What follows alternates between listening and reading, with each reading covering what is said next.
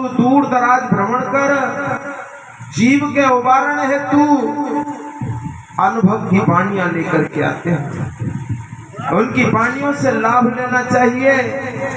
सत्संग कोई गीत गाना नहीं होता या फॉर्मेलिटी पूरी करना नहीं होता कि अम्मा कह गई कि देवी पड़सियो। ये परंपरावादी सत्संग नहीं होते भैया। सत्संग अपने में सार्थक सिद्ध होता है और स्वयं स्वरूप का ज्ञान ही सत्संग होता है। दो प्रकार से सत्संग संसार में हो रहे हैं जो देखने में आ रहा है। हम इन आंखों से देख रहे हैं प्रेमियों।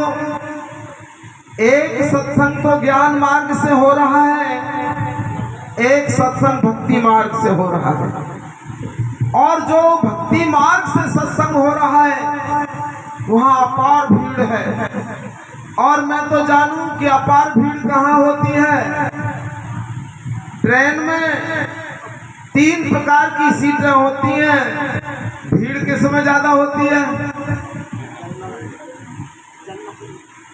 तो भक्ति मार्गी जीवों की भीड़ क्यों है भाई? आप जानिए भक्ति मार्ग क्या है और ज्ञान मार्ग क्या है जब तुम्हारी सत्संग समझ में आएगा।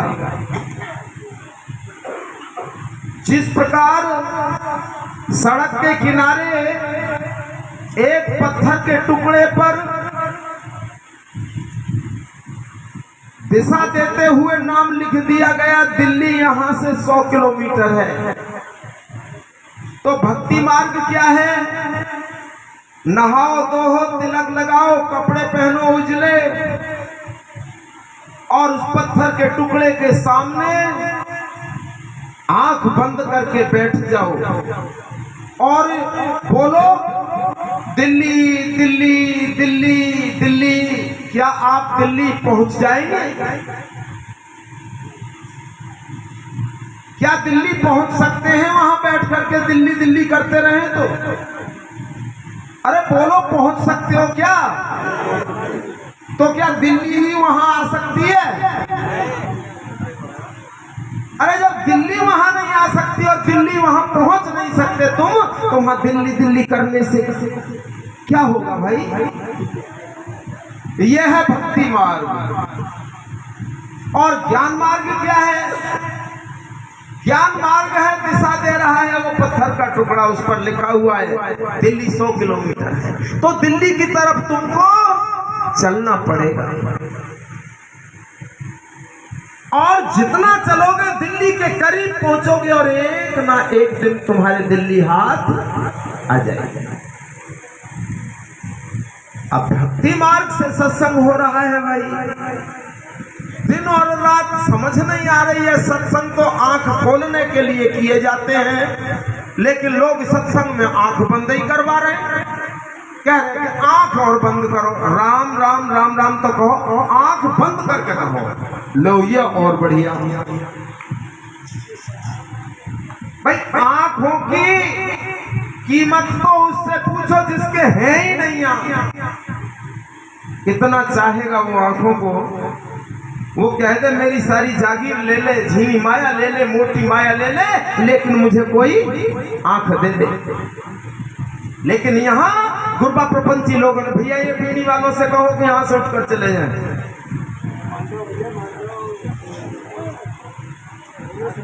प्रेमियों,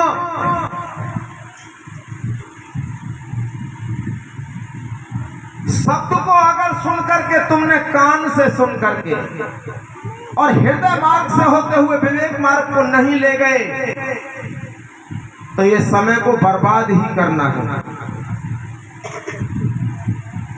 साहब कहते हैं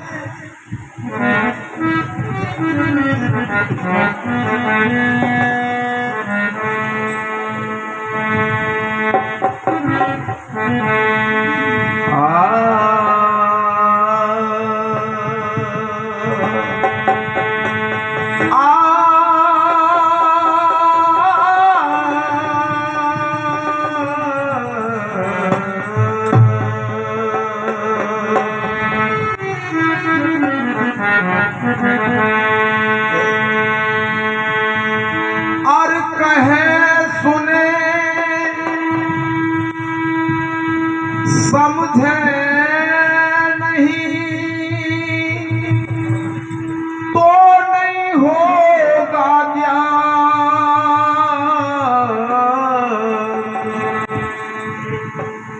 चाहे कह करके जीवन काट ले, मानो गुरु बन के जीवन काट ले, चाहे सुन करके जीवन काट ले, चाहे सेवक बन के जीवन काट ले, कहे और सुने समझे नहीं। और कहे सुने समझे नहीं तो नहीं होगा ज्ञान, और ज्ञान बिना होगा नहीं रे मानव का कल्याण।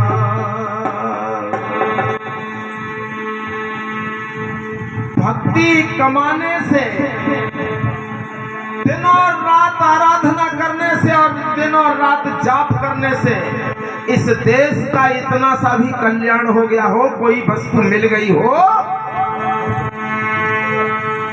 तो हम गुलामी करके जाएंगे। आप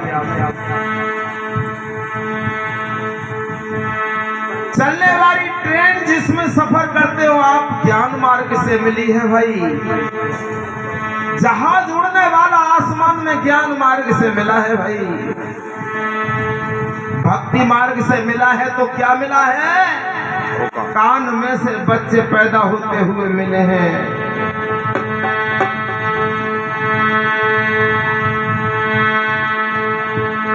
हरिया में से सीता जी निकलती हुई मिली है।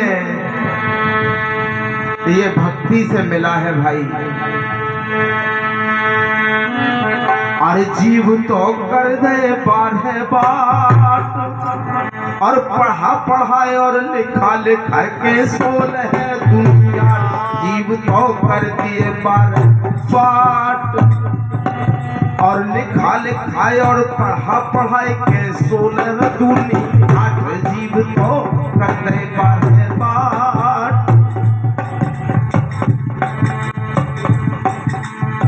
पढ़ाना क्या चाहिए था तुमको?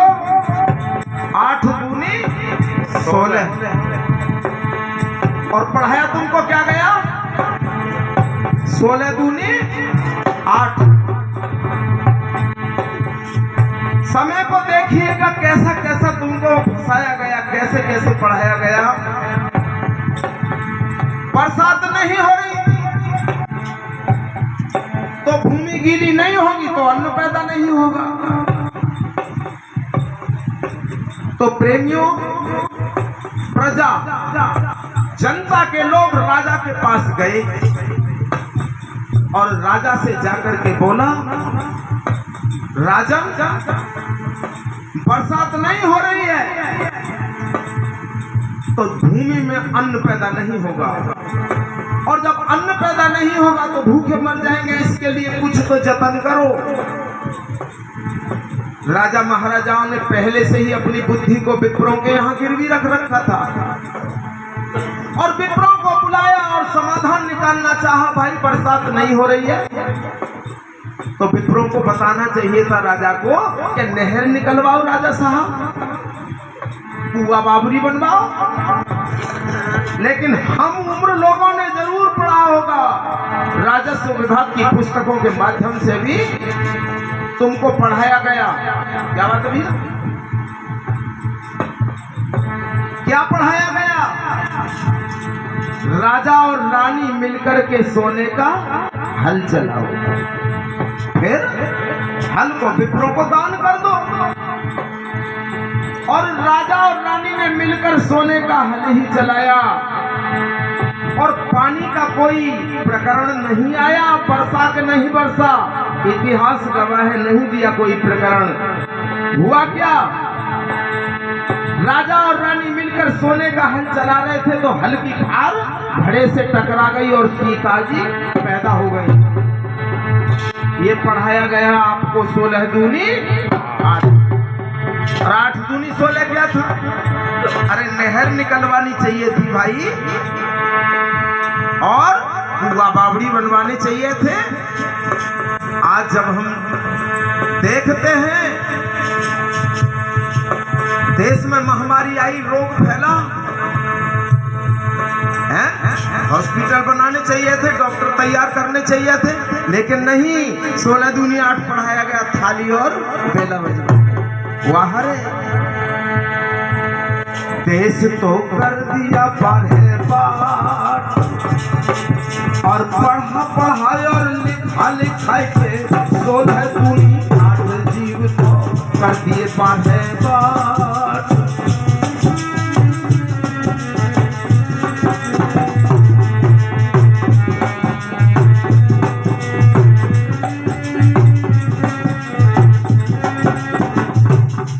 पढ़ाया जा रहा है, नहीं पढ़ाया जा रहा है।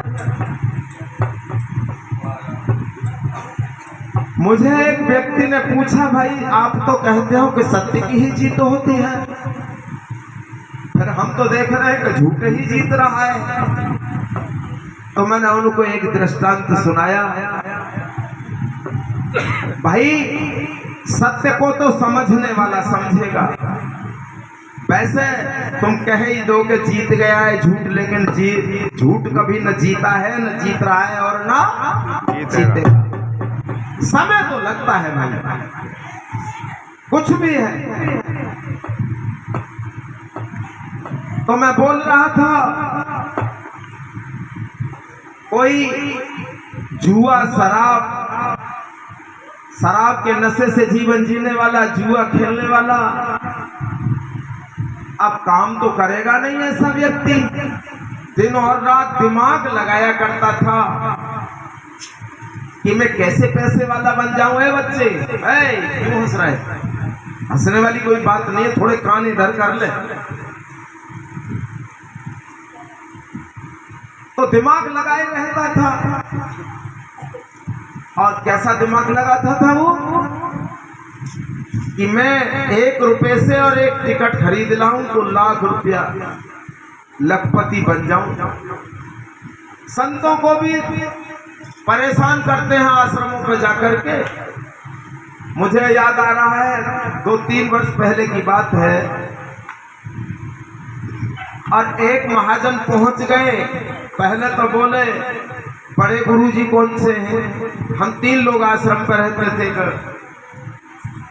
अमरदास जी और एक सोहनदेव साहब और एक में। उसने कहा बड़े गुरुजी कौन से हैं? मैं सुन रहा था, मैंने भैया नाप के देख ले, नाप के देख ले कौन से बड़े भाई। बोला ना गुरुजी मैं ऐसे ही पूछ रहा हूँ। मैंने कही अमरदास थे, मैंने अमरदास या को प्रसाद दे दो।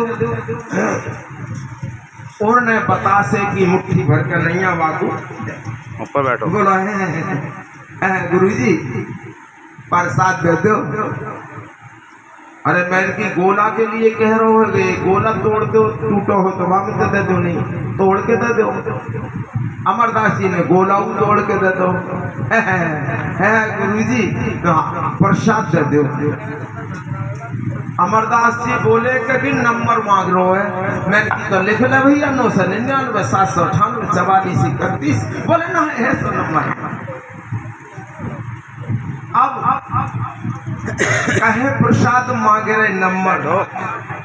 भाई बात समझ नहीं आई रही, यह दुनिया भर में खाई रही। भाई सट्टे लगा करके और जुआ खेल करके अगर पैसे वाले हो जाते हैं ना, तो कोई दिख रहा है तुम्हें? एक दुनिया में दिखा दो जो जुआ खेल करके पैसे वाला हो गया हो, सट्टा खेल करके पैसे वाला हो गया हो।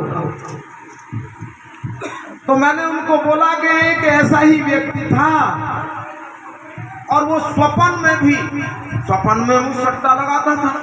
तो स्वप्न में देखा उसने लगातार 3 दिन 7 का अंक। जब 7 का अंक 3 दिन देखा तो बैठ करके सोचने लगा, अरे तू ही भूल कर रो यार, हिसाब ना लगा रहे हो। परमात्मा तो दे रहा है।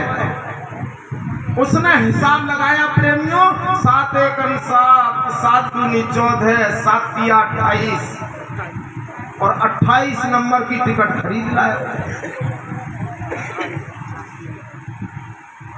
अब जैसा उसका ज्ञान था, जितना पढ़ा लिखा था, ऐसा ही उसने हिसाब लगा लिया और इत्तेफाकन 28 नंबर आ गया।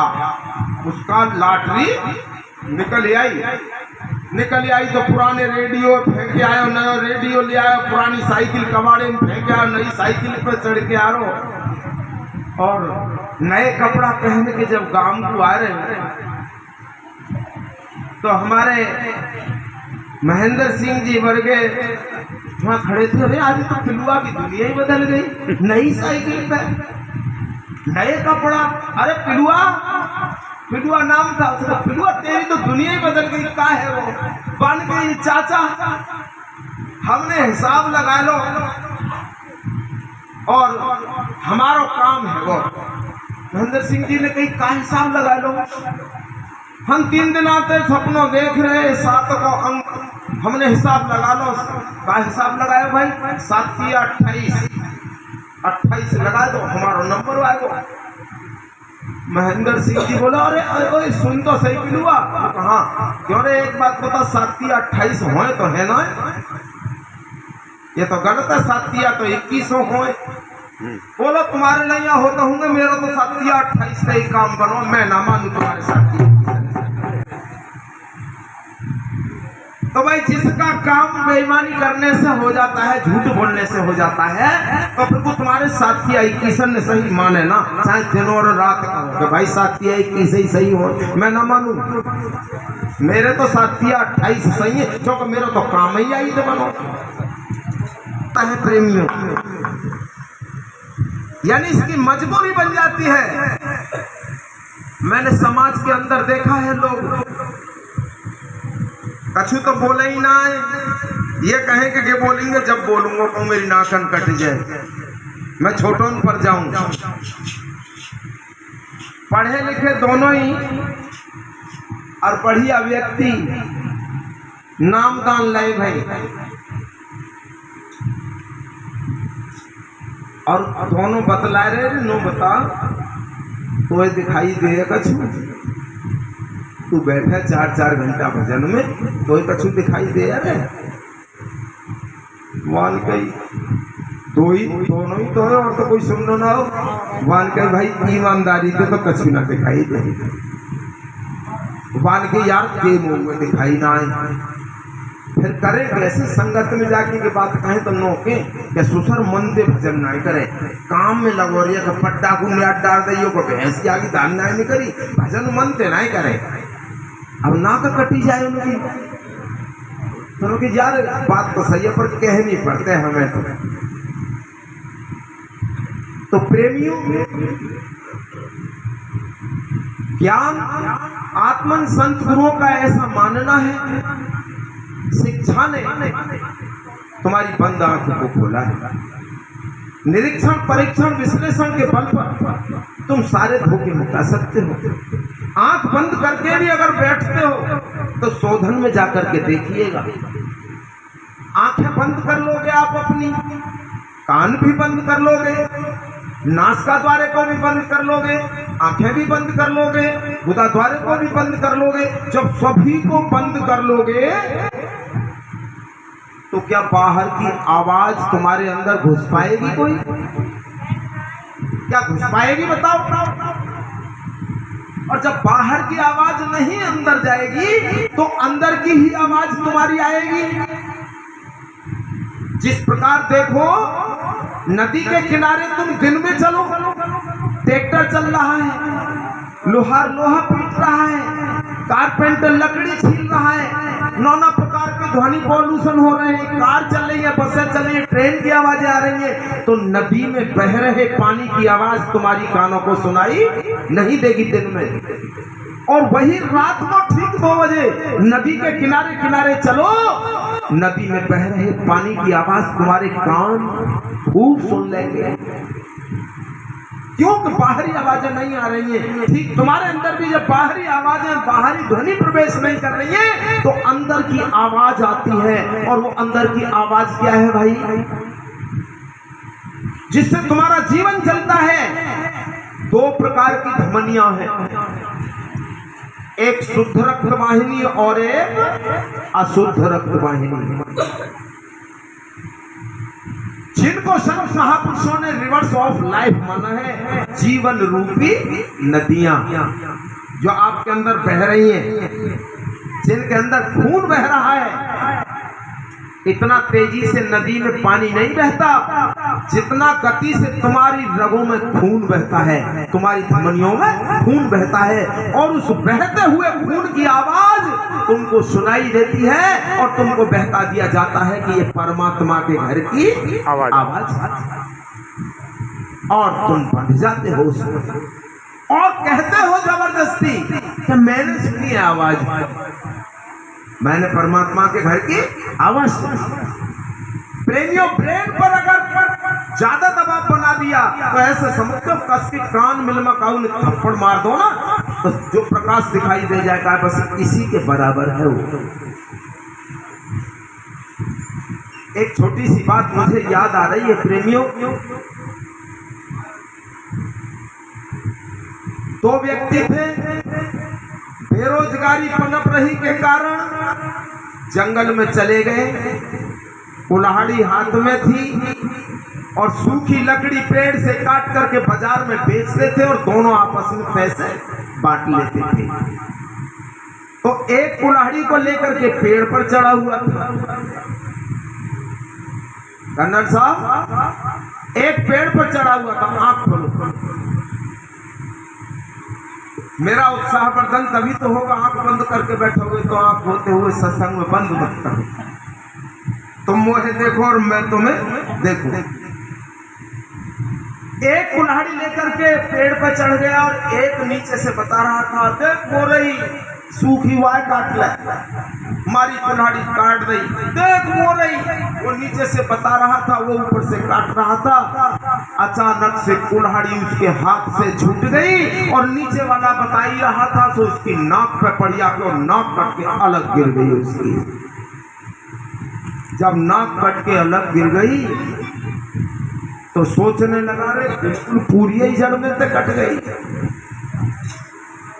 और ऊपर वाला घबराने लगा, या फिर तो चोट लग गई, नाक कट गई, घबराने लगा। अब नीचे वाले ने सोचने में ज्यादा देर नहीं लगाई, वन के तू तो बिल्कुल नकटो है वो, पान के भैया नीचे उतर, क्या मेरे चोट लग गई, तेरों का तो वैसा तेने का कोई अपने थोड़ी काटी है, अरे हथियार गिर वो कट गई, तू नीचे उतर गया।